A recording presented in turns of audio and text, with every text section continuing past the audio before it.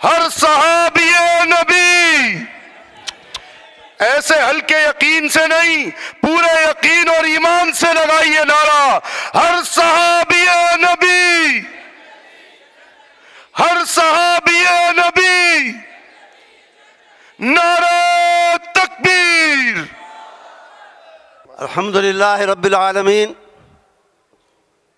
والصلاة والسلام علی سید الانبیاء والمرسلین، سیدنا و نبینا محمد وعلی آلہ وصحبہ اجمعین، اما بعد فاعوذ باللہ من الشیطان الرجیم۔ انا ارسلناک شاہدا ومبشرا ونذیرا لتؤمنوا باللہ ورسولہ وتعزروہ وتوقروہ وتسبحوہ بکرۃ واصیلا۔ قابل احترام علماء کرام اور میرے سامنے تشریف فرما سامعین محترم،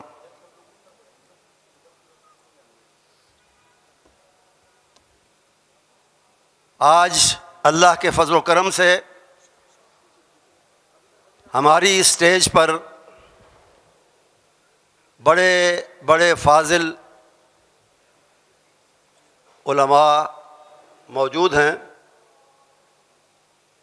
میں علم کے لحاظ سے ان سے بہت پیچھے ہوں، بس اللہ تعالیٰ نے ایک ذمہ داری اس کے فضل سے، اپنے فضل سے اور آپ لوگوں کی محبت سے ایک ذمہ داری دے دی۔ میں بڑے ادب اور احترام کے ساتھ شروع میں ایک گزارش یہ کرنا چاہتا ہوں کہ ہمیں صحابہ کرام کی عظمت اور فضیلت ہو یا کوئی بھی موضوع ہو، اس پر حتی الامکان مثبت اور پازیٹیو انداز میں گفتگو کو اپنا شعار بنانا چاہیے، اس کی عادت ہونی چاہیے۔ منفی باتیں بھی بعض اوقات کرنی ضروری ہو جاتی ہیں، لیکن اس کے لیے موقع میرے خیال میں دوسرے ہوتے ہیں۔ پبلک مقامات پر منفی گفتگو کسی کے بارے میں، خواہ وہ کوئی بدترین انسان ہو، جو بھی ہو، پبلک مقامات پر عوام کی سمجھ عوام کی ہوتی ہے، خواص کی اپنی سمجھ ہوتی ہے، ان کا اپنا فہم ہوتا ہے۔ میرے خیال میں میرا نقطہ نظر یہ ہے کہ مثبت باتیں کرنے کے لیے بہت ہیں۔ ہم صحابہ کی یا جس موضوع پر بھی ہم بات کر رہے ہیں، ان کی فضیلت، عظمت، بلندی، مقام بیان کرنے کے لیے پازیٹیو چیزوں کو اپنایا جائے، انہی کی طرف زیادہ توجہ دی جائے تو بہتر ہے۔ اس سے سمجھنے والے عوام ہو یا خواص ہو، نتائج خود اخذ کر سکتے ہیں۔ ہمیں کسی کے بارے میں فتویٰ دینے کی ضرورت نہیں ہے، حقائق بیان کریں اور مثبت انداز میں کریں، زیادہ بہتر۔ دوسری گزارش ابتدائی، جب ہمارے یوتھ فورس کے ساتھیوں نے، عزیزوں نے یہ سلسلہ تحفظ شعائر اسلام کا شروع کیا لاہور سے، اور اب جہاں تک پہنچا، اور مجھے بھی اس میں بات کرنے کی دعوت دی گئی، تو میرے ذہن میں یہی تھا کہ شعائر اسلام پر عمومی گفتگو ہوگی۔ اسلام کیا ہے، مثلا لاہور میں جس طرح میں نے بات کرنے کی کوشش کی تحفظ شعائر اسلام کے موضوع پر کہ اسلام کیا ہے، اسلام کسے کہتے ہیں، دین ہے ہمارا، لیکن اس کا مطلب، مفہوم، تقاضا کیا ہے اسلام کا، میں اس طرف اب نہیں جا رہا تفصیل میں. شاعر کیا ہیں اور ان کا تحفظ ہر دور میں اور موجودہ دور میں کیوں ضروری ہے، اور اس فرض کو کیسے ادا کیا جا سکتا ہے. اس طرح کی گفتگو تھی جو ہم نے لاہور میں کی، اور میرا خیال تھا کہ اسی انداز پہ، انہی لائنز پہ، انہی خطوط پہ جہاں بھی بات ہوگی. لیکن جہاں یہ بھی اچھی بات ہے کہ یہاں باقی شاعر اسلام پر گفتگو کرنے کی بجائے آج کل جو ماحول بنا ہے، خاص طور پہ محرم کے کچھ واقعات کے بعد، اس کے تقاضوں کے مطابق باقی شاعر کا ذکر تو نہ کیا جا سکے اس مختصر وقت میں، لیکن صحابہ جو جنہیں صرف شاعر اسلام کا ایک حصہ کہنے کی بجائے اسلام کے ستون، اسلام کے مینارے اور اسلام کی جیتی جاگتی زندہ مثالیں کہا جا سکتا ہے، ان کے فضائل پر، ان کی عظمت پر، اور اس عظمت کو ماننے، دل سے تسلیم کرنے اور اپنے دل میں اس حوالے سے ان کی محبت بٹھانے کی بات چونکہ باقی دوست کر رہے ہیں، تو میں بھی اسی سلسلے کو جاری رکھنا اللہ کی توفیق سے پسند کروں گا. اس حوالے سے میں نے 2 آیات کریمہ کی تلاوت کی سعادت حاصل کی ہے ابھی، جن کا تعلق سورہ الفتح سے ہے، اور جس میں پہلے اللہ تعالیٰ نے رسول اکرم صلی اللہ علیہ وسلم کے رسالت کے تقاضے اور مناسب کہ رسالت اور نبوت ملنے کے حوالے سے آپ نے کیا کرنا ہے، آپ کی ڈیوٹی کیا ہے، اور آپ کن فرائض کو انجام دیں گے، پہلی آیت میں اس کا ذکر کیا کہ آپ شاہد ہیں، گواہ ہیں. گواہ کس بات کے؟ اللہ کے ہونے، اس کی توحید کے، آخرت میں جو حقائق، جو غیبی حقائق اس وقت ہم نہیں دیکھ سکتے، جو چیزیں ہمارے سامنے آئیں گی، فرشتے ہیں، انبیاء کا سلسلہ اس دنیا میں اللہ تعالیٰ نے جاری کیا، کتابیں آتی رہیں اس کی طرف سے ہماری رہنمائی اور گائیڈنس کے لیے، اور دوسرے غیبی حقائق جن کو رسولوں کے اور رسول مکرم صلی اللہ علیہ وسلم کے کہنے پہ ہم مانتے ہیں، حقیقت تسلیم کرتے ہیں، ان کے آپ گواہ ہیں. آپ نے گواہی دی اللہ کی ہستی اور اس کی توحید کی اور باقی چیزوں کی، وہ ہم نے اللہ کی توفیق سے مانی. اس لحاظ سے آپ کا پہلی ڈیوٹی، پہلا فرض جو بیان کیا گیا وہ آپ کا شاہد اور گواہ ہونا ہے. اور اسی حوالے سے پھر اگلی 2 باتیں ہیں کہ مبشرم و نذیرہ، کہ آپ نے آگے چل کر موت کے بعد جن چیزوں سے ہمارا سابقہ واسطہ پڑنا ہے ان کے حوالے سے خوشخبریاں بھی دی ہیں، اور ان کی ہولناکی سے، ان کی سختی اور شدت سے ڈرایا بھی ہے. میں تفصیل میں نہیں جاتا اس آیت کے حوالے سے، اتنی بات میں سمجھتا ہوں کافی ہے. یہ تو تھے آپ کے بحیثیت نبی کے فرائض، آپ کی مختلف حیثیتیں نبی ہونے کے حوالے سے. اب آپ کے تشریف لانے کے بعد اور خاص طور پہ آپ کی گواہی، آپ کی شہادت قبول کرنے کے بعد، آپ کو اللہ کا سچا رسول ماننے کے بعد، اور اس کے ساتھ ہمارے فرائض کیا ہیں، امت کے فرائض کیا ہیں؟ لِتُؤْمِنُوا بِاللَّهِ وَرَسُولِهِ وَتُعَزِّرُوهُ وَتُوَقِّرُوهُ، کہ ہم آپ کی گواہیوں کو جو غیبی حقائق کے سلسلے میں اور آنے والے واقعات کے سلسلے میں آپ نے دی ہے،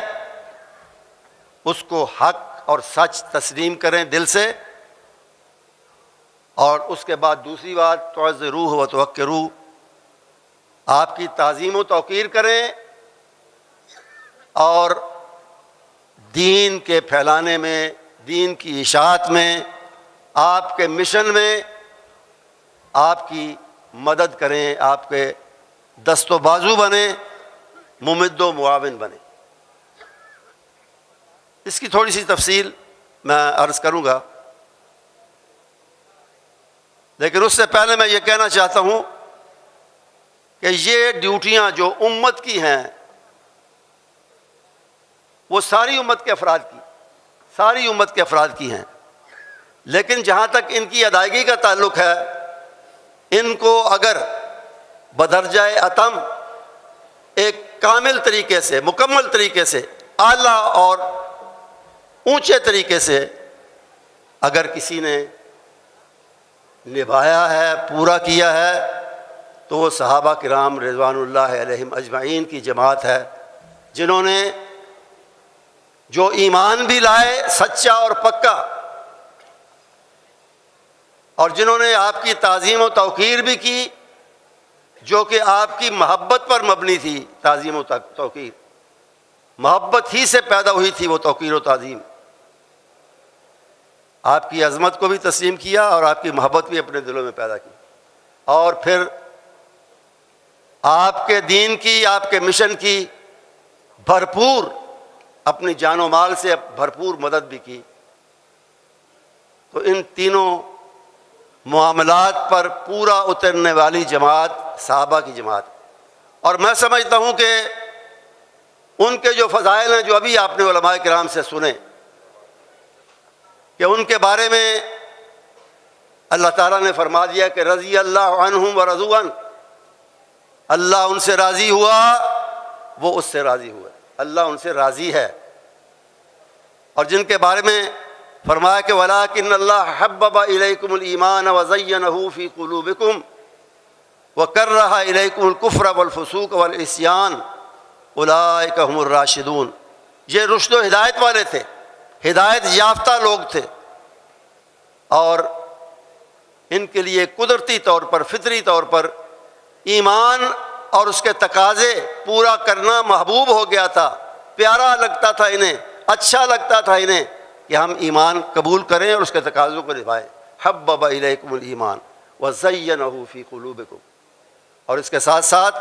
کفر کو اور کافروں جیسے کاموں کو دل سے ناپسند کرتے تھے. کرہ الیکم الکفر والفسوق والعصیان. تو بدرجہ اتم انہوں نے یہ سارے پورے کیے.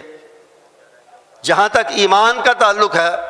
ایک اور بات کر لوں میں، پھر اس طرف آتا ہوں. اللہ تعالیٰ جس کو کوئی مقام دیتا ہے، عظمت عطا فرماتا ہے، اچھی چیز اور نعمت کسی قسم کی بھی دنیا یا آخرت کی دیتا ہے، یہ اس کا فضل ہے، اس کا فضل ہے. اور لیکن اس فضل کو حاصل کرنے کے لیے وہ اس کے اندر کچھ خصوصیتیں، کچھ عادات و خصائل بھی ایسے پیدا کر دیتا ہے. وہی پیدا کرتا ہے، وہی دیتا ہے، جن سے وہ مقام اسے مل جاتا ہے، حاصل ہو جاتا ہے، پا لیتا ہے وہ مقام. مقام دینے والا بھی وہ، اس کے لیے راستے بنانے والا بھی وہ، اسباب بنانے والا بھی وہ. تو وہ کون سے اسباب تھے، وہ کون سے راستے تھے جن پر چل کے صحابہ نے وہ مقام حاصل کیا، وہ شان اور وہ عظمت حاصل کی جو اللہ نے بار بار بیان کیا ہے، اور خود رسول اکرم صلی اللہ علیہ وسلم نے بھی اس کا اعلان اور اقرار فرمایا. وہ یہی خصائل تھے بنیادی طور پہ، میں سمجھتا ہوں 3، جو اللہ نے ان کو عطا کیے اور اس کی وجہ سے پھر مقامات بلند تک ان کو پہنچایا. جہاں تک ایمان کا تعلق ہے، میں ایک ایک دو مثالیں دیتا ہوں. جہاں تک ایمان کا تعلق ہے، حضرت ابو بکر رضی اللہ تعالیٰ عنہ اور حضرت علی رضی اللہ تعالیٰ عنہ کے بارے میں ملتے جلتے الفاظ ملتے ہیں، آتے ہیں، اپنے ایمان کی کیفیت بتاتے ہیں کہ لو کشف الغطاء مزدد تو یقینا، اللہ کو اور ان غیبی حقائق کو جن کا میں ذکر کر رہا تھا ان کو آج اپنی آنکھوں سے ہم نہیں دیکھ سکتے۔ ایک پردہ ہے جو ہمارے اور ان چیزوں کی یا رب کی رویت کے درمیان حائل ہے اس دنیا میں، آخرت میں یہ پردہ ہٹا دیا جائے گا۔ دونوں حضرات فرماتے ہیں کہ اگر یہ پردہ آج ہٹا دیا جائے، رب کریم کو ہم اپنی آنکھوں سے اس دنیاوی آنکھوں سے دیکھنے کے قابل ہو جائیں، یا جنت دوزخ اور دوسرے جو حقائق ہیں ان کو صرف شنید کی بجائے دید تک ہمارا مسئلہ پہنچ جائے اور دیکھ سکیں، تو ہمارے ایمان میں رتی برابر بھی اضافہ نہیں ہوگا۔ اس لیے نہیں ہوگا کہ وہ پہلے ہی اللہ کے فضل و کرم سے نقطہ عروج اور کلائمیکس تک، انتہا تک پہنچا ہوا ہے، اس میں اضافے کی گنجائش ہی نہیں۔ دیکھنے کے بعد بھی اس میں اضافے کی کوئی گنجائش نہیں، اس انتہا تک پہنچا ہوا۔ مالک بن حویرث ایک اور صحابی ہیں رضی اللہ تعالیٰ عنہ، ان کو پوچھا رسول اکرم صلی اللہ علیہ وسلم نے کہ کیف اصبحت، کیا حال ہے بھائی؟ اب ہم سے کو پوچھے تو اپنی صحت کا فسانہ، صحت کی کہانی وہ سنانے لگ جائیں گے، اچھی ہے یا یہ تکلیف ہے یا یہ مرض ہے فلاں ہے۔ ان کا جواب کیا تھا؟ انہوں نے کہا کہ اصبحت مومنا والحمدللہ، میں صبح کی ہے میں نے، یعنی میرا حال یہ ہے کہ میں ایمان والا ہوں، مومن ہوں، ایمان رکھنے والا ہوں، اس حال میں ہوں میں، مومن ایمان کی حالت میں۔ تو آپ نے فرمایا کہ بھئی ہر چیز کی ایک حقیقت ہوتی ہے، تیرے ایمان والا ہے تو ٹھیک ہے، لیکن میں اس کی کیفیت جاننا چاہتا ہوں کہ کہاں تک پہنچی ہے تیرے ایمان کی صورتحال۔ تو انہوں نے کہا کہ میں صرف تصور میں نہیں، مجھے لگتا ہے کہ حقیقتاً میں جنت میں جنتیوں کو مزے کرتے ہوئے، جہنم میں جہنمیوں کو مصیبتیں برداشت کرتے اور چیختے چلاتے اپنے ان کانوں سے سنتا ہوں اور اپنی ان آنکھوں سے دیکھتا ہوں۔ اور دوسری چیزیں بھی جو آپ فرماتے ہیں اور آپ بتاتے ہیں آخرت کے بارے میں، وہ مجھے عیاناً سامنے نظر آتی ہیں اپنے، صرف میں دل میں نہیں مانتا، میں دیکھتا ہوں ان کو کہ واقعی وہ حقیقتیں ہیں۔ تو آپ نے فرمایا کہ یہی ایمان کا ایک عروج ہے، اور اس پر اب قائم رہو اور اس کو سنبھال کر رکھنے کی کوشش کرو۔ یہ ان کے ایمان کی کیفیت تھی۔ وہ واقعات کئی آتے ہیں کہ اسی طرح کا خزیمہ انصاری رضی اللہ تعالیٰ عنہ، ان کا بھی واقعہ ایک آتا ہے کہ رسول اکرم صلی اللہ علیہ وسلم ایک تپتی ہوئی دوپہر میں کسی ضرورت سے نکلے، مدینہ کی گلیوں میں گھوڑے کا ایک تاجر ملا، ایک گھوڑا آپ نے پسند کیا، اس کے دام طے ہوئے، آپ نے کہا اسے انتظار کرنے کے لیے کہا کہ میں قیمت لا کے تمہیں دیتا ہوں۔ دریں اثنا اسے کوئی اور گاہک مل گیا، اسے بہتر قیمت کی آفر ہوئی، اس کی نیت بدل گئی، بدو تھا کہیں باہر سے آیا ہوا۔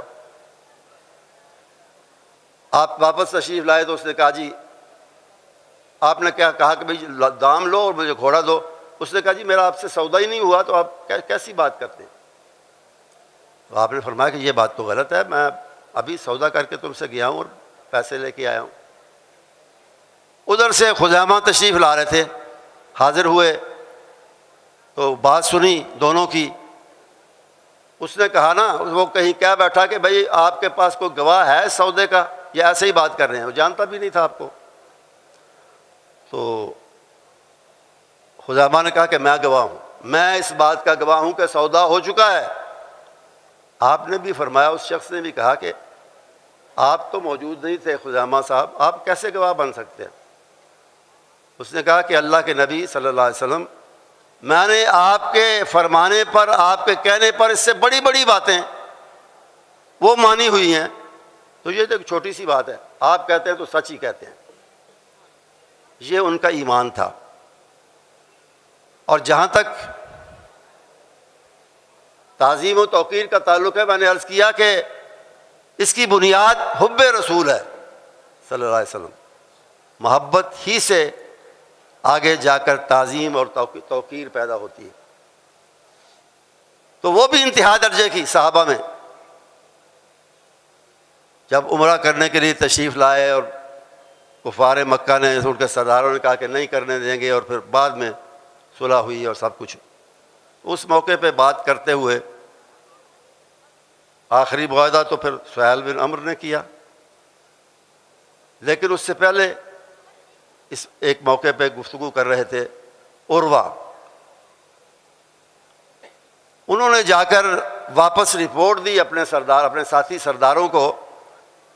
کہ یہ جو مسلمان ہیں، محمد صلی اللہ علیہ وسلم کے ساتھی ہیں، ان سے لڑنے مرنے کا خیال اپنے دل سے نکال دو، اب ہم ان سے جیت نہیں سکتے۔ اس نے کہا کیسے، کیوں؟ انہوں نے پوچھا کیوں؟ تو اس نے کہا اس لیے کہ میں نے ایک نقشہ دیکھا ہے، وہاں ایک کیفیت دیکھی ہے کہ ان کی نماز کا، مسلمانوں کی نماز کا وقت ہوا، اس سے پہلے وہ وضو کرتے ہیں، پانی سے دھوتے ہیں اپنے منہ ہاتھ وغیرہ پاؤں وغیرہ، تو وہ وضو کر رہے تھے، نبی اکرم صلی اللہ علیہ وسلم کو بھی، محمد صلی اللہ علیہ وسلم، اس نے کہا محمد کو بھی صلی اللہ علیہ وسلم، وضو کرا رہے تھے، لیکن وہ ان کے استعمال شدہ پانی کو زمین پر گرنے نہیں دیتے تھے، راستے ہی میں اچک لیتے تھے اور برکت کے لیے اپنے بازوؤں پر، ہاتھوں پر، منہ پر بلتے تھے۔ تو اس سے میں نے یہ اندازہ لگایا کہ جو قوم اپنے قائد اور اپنے نبی کا استعمال شدہ پانی زمین پر نہیں گرنے دیتی، وہ ان کا خون کیسے گرنے دے گی؟ اس لیے ہمیں ان سے مقابلے کا خیال اپنے دل سے نکالنا چاہیے۔ اور اس نے کہا کہ مجھے موقع ملا ہے بڑے بڑے بادشاہوں کے دربار میں جانے کا، حاضری کا، اور جس طرح اس کے سردار اور اس کے ساتھی درباری اس کی توقیر و تعظیم کرتے ہیں، وہ بھی میں نے دیکھا ہے، لیکن میں یہ تمہیں کہتا ہوں کہ ان کان ملکن یعظمہ اصحابہ کما یعظم اصحاب محمد محمدا صلی اللہ علیہ وسلم، کہ جس طرح محمد کریم صلی اللہ علیہ وسلم کے ساتھی، آپ کے صحابہ جس طرح آپ کی تعظیم و توقیر کرتے ہیں، میں نے اس جیسا نقشہ، اس جیسی کیفیت دنیا کے بڑے بڑے بادشاہوں کے درباروں میں بھی نہیں دیکھی۔ اس سے بھی عقیدت بس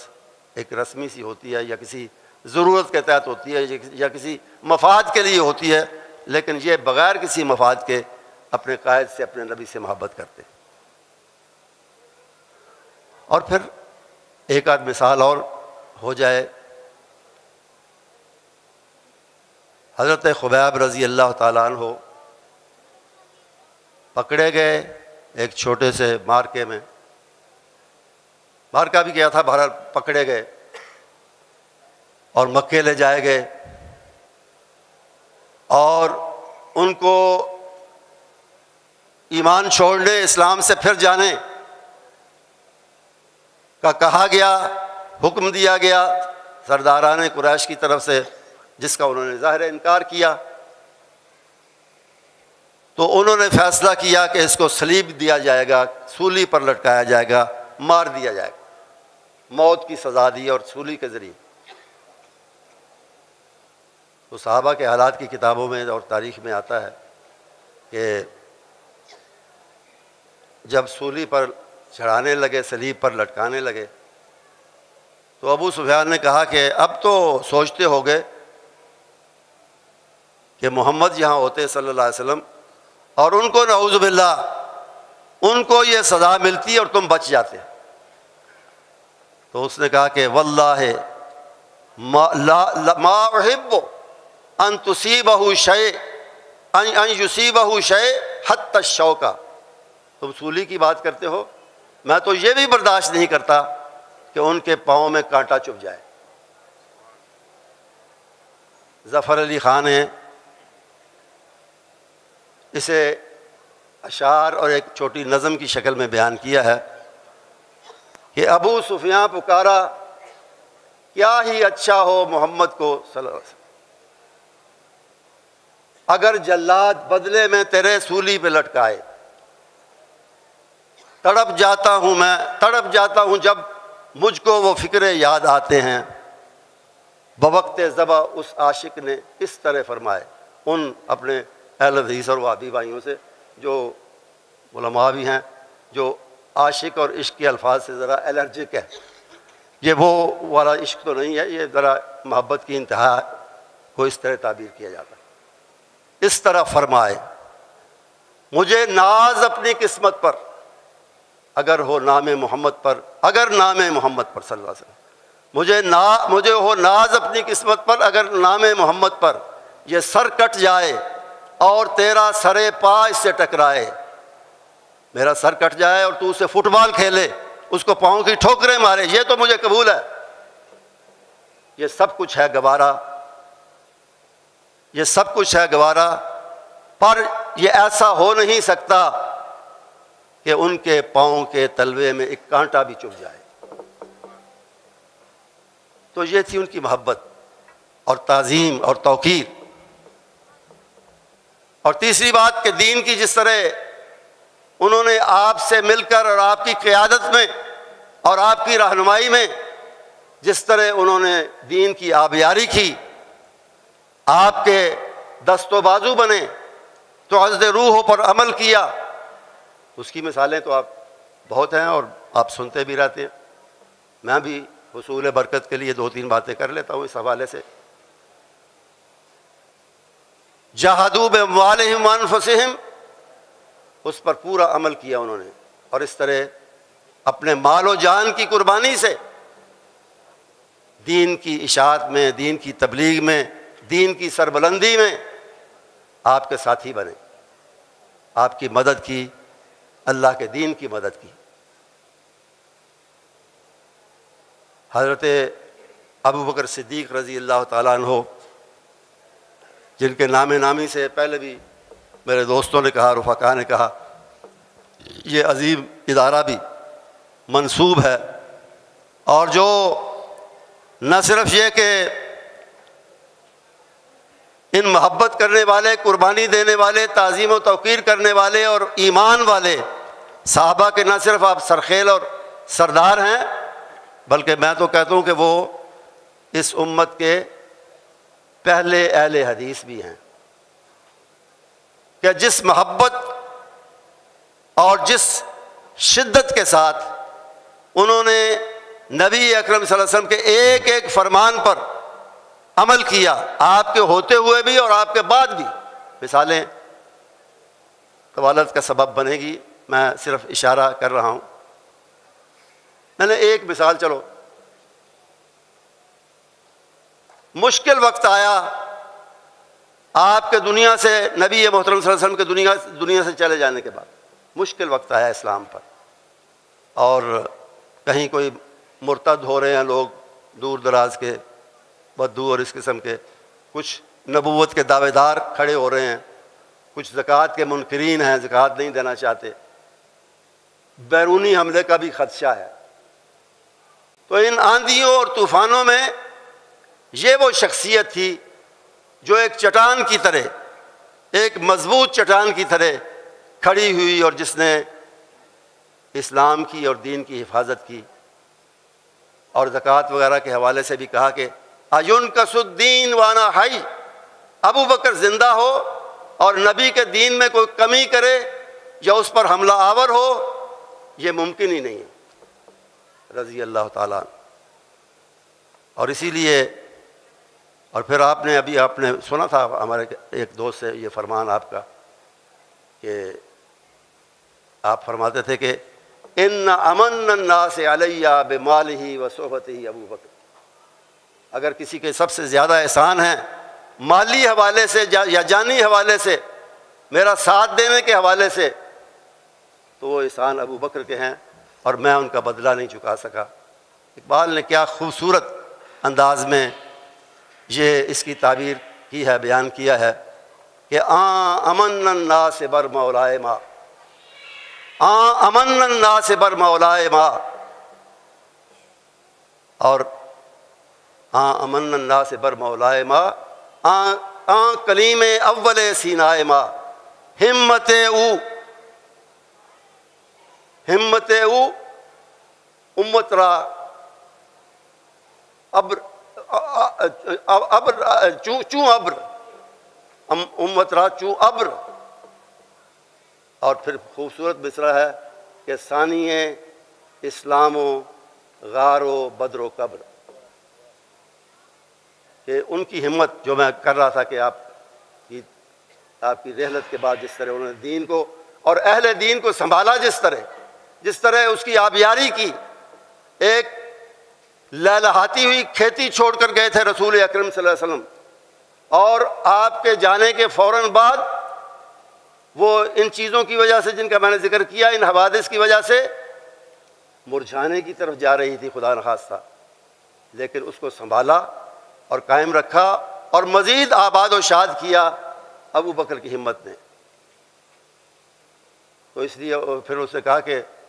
اسلام کے بھی ثانی ہیں اسلام و غار و بدر و قبر، آپ اسلام کے بھی دوسرے ہیں، نبی کے بعد صلی اللہ علیہ وسلم دوسرے نمبر پہ یا پہلے نمبر پہ، کہنے پہلے نمبر پہ، لیکن آپ کے ساتھ مل کے دوسرے ہو گئے، ایمان لانے والے آپ تھے۔ اور اسی طرح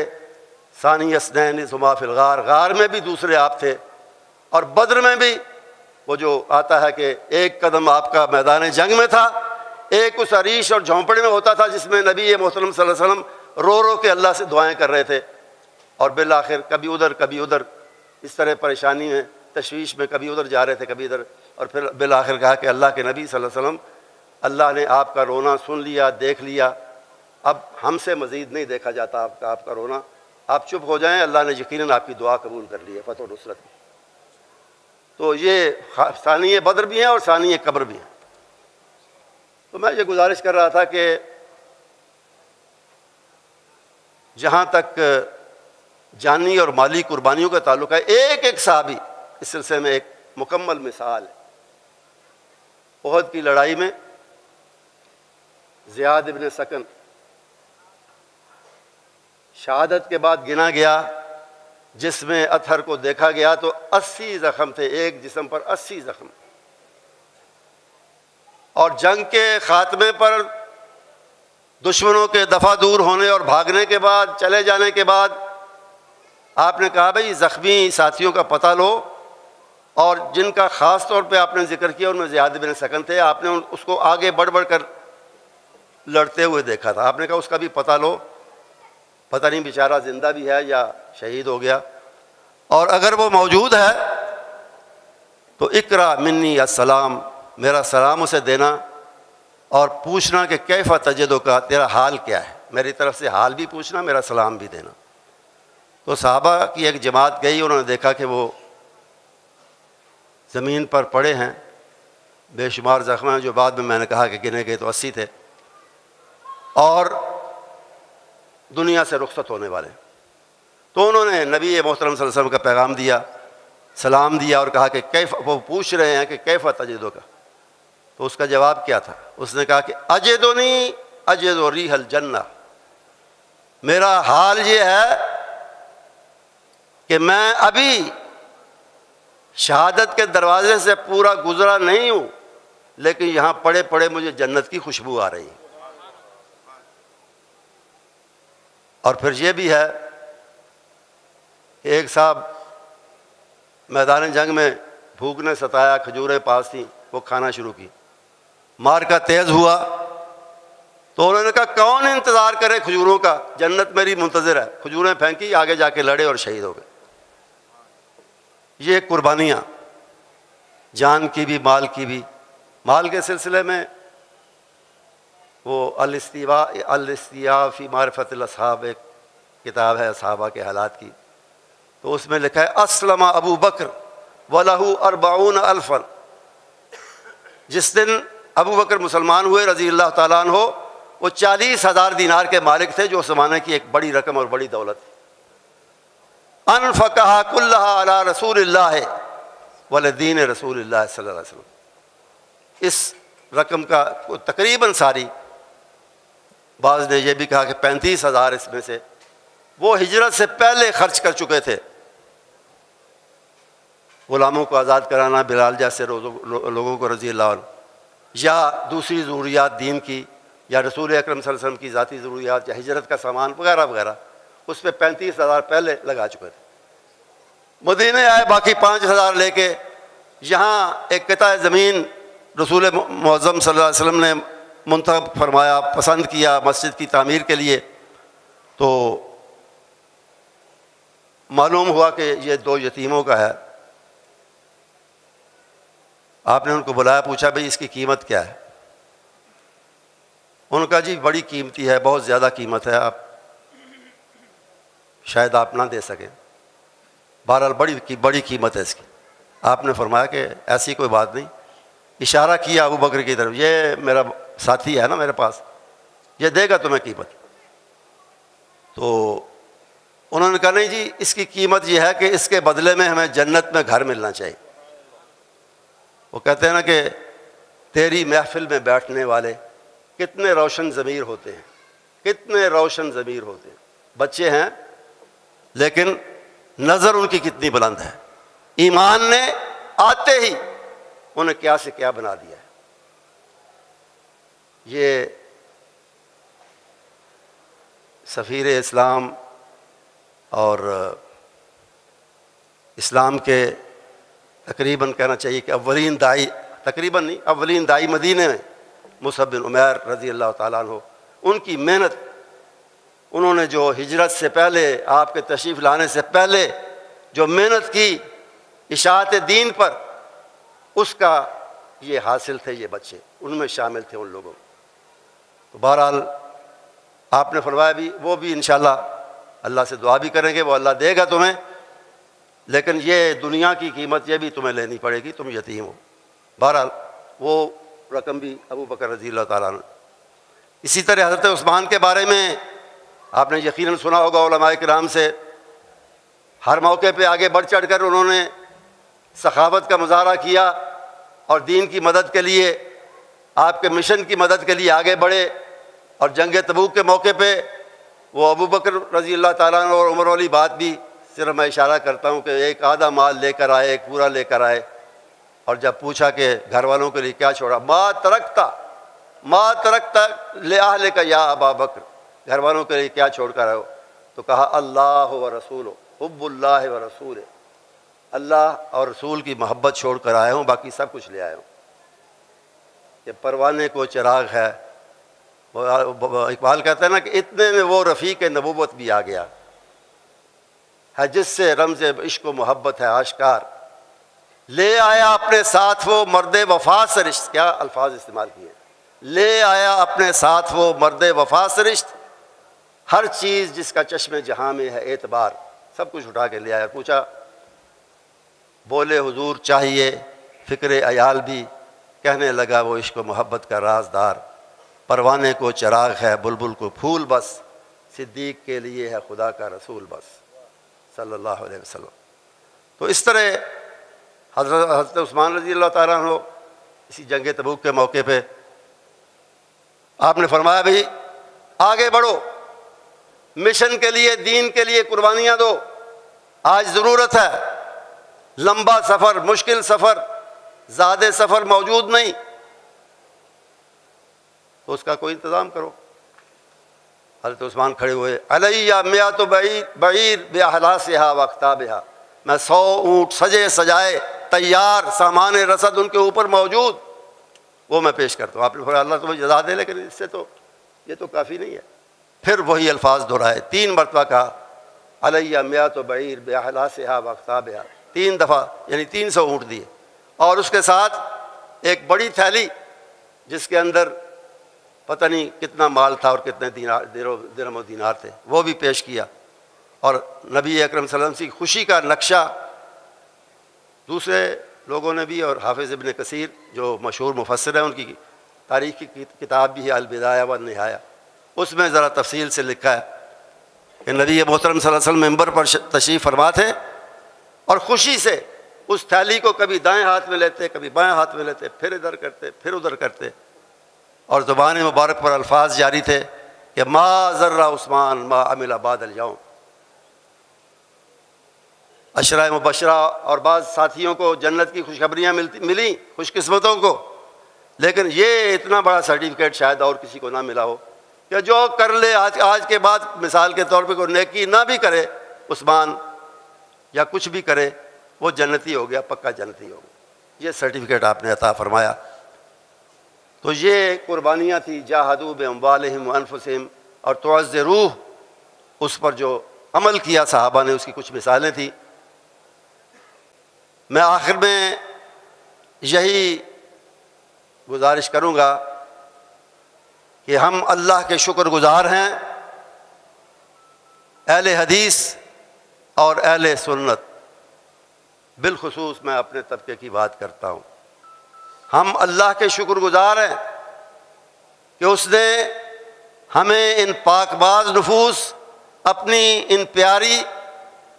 ہستیوں کی اور اپنے پیارے نبی صلی اللہ علیہ وسلم کے جانثاروں کی محبت عطا فرمائی ہے، اور اس کے دفاع کا سلیقہ اور موقع بھی ہمیں عطا فرمایا ہے، اس عزت کا، اس حرمت کا۔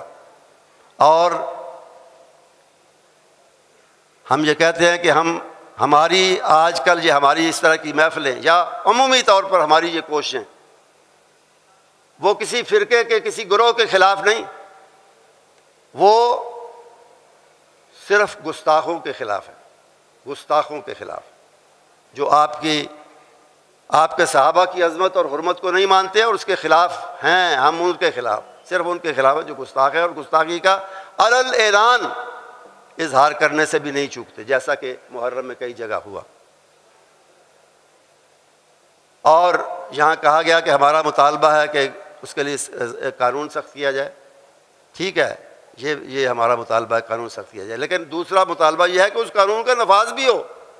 توہین رسالت کا قانون موجود ہے، آج تک اس کا نفاذ ہوا ہے؟ نہیں ہوا، اس کا نفاذ بھی ہو۔ اور تیسری بات یہ ہے کہ صرف گستاخ نہیں، گستاخوں کے جو سہولت کار ہیں ان کا بھی شدید اور کڑا محاسبہ ہونا چاہیے۔ میں ایک مثال دیتا ہوں، اسی بات پھر ختم کریں گے، کہ جس بدبخت نے اسلام آباد میں سیدنا ابو بکر صدیق رضی اللہ تعالیٰ عنہ کے بارے میں گستاخی کی، بد زبانی کی، بیہودہ الفاظ استعمال کیے، اس کے بارے میں بعض شیعہ اکابر نے خود کہا ہے کہ اس کی عادت تھی یہ باتیں اس طرح کی کرنا، تو ہم نے خود کہہ کر، بقول ان کے خود کہہ کر اس پر پابندی لگوائی تھی، اس کے بولنے پر، لیکن یہ پابندی عین وقت پر اٹھائی گئی، اس کے لیے سامعین اور ماتم کرنے والے لاہور سے امپورٹ کیے گئے، بلائے گئے، لائے گئے، اور اس سے بڑی بات یہ ہے کہ تقریر کے فوراً بعد اس کو فرار کرایا گیا۔ اور یہ بات، اگلی بات جو میں کہنے جا رہا ہوں، وہ پاکستان کی ایک مقتدر اور انتہائی باخبر شخصیت کی بات ہے، میری بات نہیں، جو انہوں نے ایک مختصر سی مجلس میں، محفل میں کہی تھی کہ اس کے پاس تقریر سے پہلے اس کے ہاتھ میں، اس کی جیب میں ایک نہیں 5 ایئر ٹکٹس تھیں، 5 فضائی ٹکٹیں تھیں کہ اگر وہ اسلام آباد سے نہ جا سکے، فیصل آباد سے چلا جائے، فیصل آباد نہیں لاہور سے چلا جائے، لاہور سے نہیں کراچی سے چلا، کراچی سے نہیں کوئٹہ سے چلا جائے، لیکن اس کو نکالنے کے لیے، دفع کرنے کے لیے 5 ٹکٹیں اسے تھمائی گئی۔ میرا سوال یہ ہے کہ کیا یہ کام، اتنا بڑا پابندی اٹھوانا، سامعین مہیا کرنا اور پھر ٹکٹیں فراہم کرنا اور اسے بھگا دینا، کیا یہ کسی وہ خود کر سکتا تھا یا کسی معمولی سطح پر ہو سکتا ہے؟ نہیں، یہ حکومت کے اندر چھپی ہوئی کوئی شخصیت یا شخصیتیں ہیں، ایک شخصیت کی طرف تو جاتے ہیں اشارے، جس کی مدد کے بغیر یہ ممکن نہیں تھا۔ تو ہمارا مطالبہ یہ بھی ہے کہ اسے کان پکڑ کر حکومت کے ایوان سے نکالا جائے اور اس کو لانے سے پہلے اس شخصیت کا جس نے یہ سارا کام کیا ہے، جس کی سرپرستی میں ہوا ہے، اس کا محاسبہ کیا جائے، اس کو کڑی سزا دی جائے اور پھر اس کو لایا جائے۔ اگر نواز شریف کا لانا ضروری ہے تو اس گستاخ بدبخت کا لانا اس سے بھی زیادہ ضروری ہے۔ انہی باتوں پہ بات کچھ لمبی شاید ہو گئی، اکتفا کرتا ہوں اور دعا گو ہوں آپ سب کے لیے، جامعہ ابو بکر اور اس کے منتظمین اور مسئولین کے لیے، اور اپنے ساتھی، اپنے رفقاء علماء کرام کے لیے۔ اللہ آپ سب کو جزائے خیر سے نوازے۔ وآخر دعوانا ان الحمد للہ رب العالمین۔